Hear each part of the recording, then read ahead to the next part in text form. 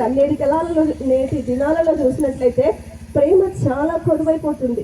Even భార్యాభర్తలు అసలు నిజంగా ప్రేమించే వాళ్ళు ఎవరు ఉండాలి అంటే భార్యాభర్తలే.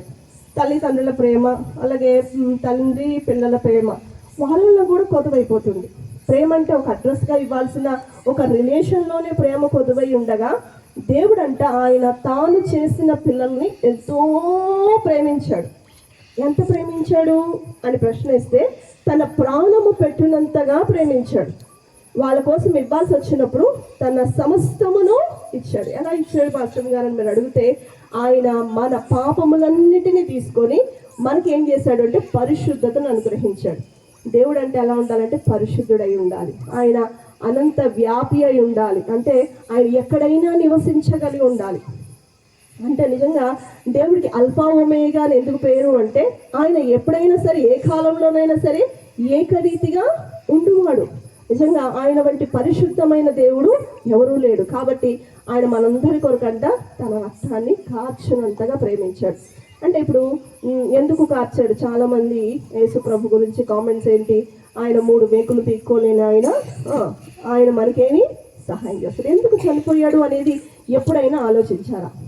యేసయ్య ఎందుకు మరణించాడు? ఆయన ఎంతో ప్రేమించాను, తన కుమారుని మనకి ఇచ్చాడు అని రాయబడింది. ప్రేమ ఏం చేసింది అంటే ప్రాణము పెట్టినంతగా ప్రేమించింది.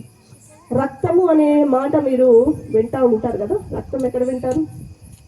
రక్తం అనే మాట వచ్చినప్పుడు రక్తము చిందింపకుండా పాప క్షమాపణ అనేది, పాపములు ఏమంటారు క్షమింపబడట అనేది అసాధ్యం.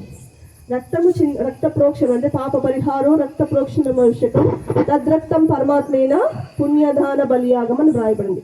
పాపములు క్షమింపబడాలి అంటే ఖచ్చితంగా రక్తము చిందింపబడాలి. మన పాత కాలంలో మనం చూసినట్లయితే చాలా మంది అందరికీ బ్యాక్గ్రౌండ్స్ ఉన్నాయి. మనం ఎలా చెప్పగలం అంటే ఆయన కన్య మరియ గర్భమందు జన్మించాడు. భార్య భర్తల సంబంధం ద్వారా కాదు, పరిశుద్ధాత్మ ద్వారా ఆయన కన్య మరియ గర్భము దాల్చి ఆమె మరి కుమారుని కలిగినప్పుడు ఈయనకు రక్షకుడు అని పేరు పెట్టదు అని చెప్పారు. రక్షకుడికి అర్థమే యేసు. యేసు అంటే రక్షకుడు, రక్షకుడు అంటే యేసు. సో ఈ రక్షణ అంటే ఏంటి అంటే మనను నరకపు గోతిలోనికి పోకుండా రక్షించేవాడే రక్షకుడు. నరకం అంటే ఏంటండి?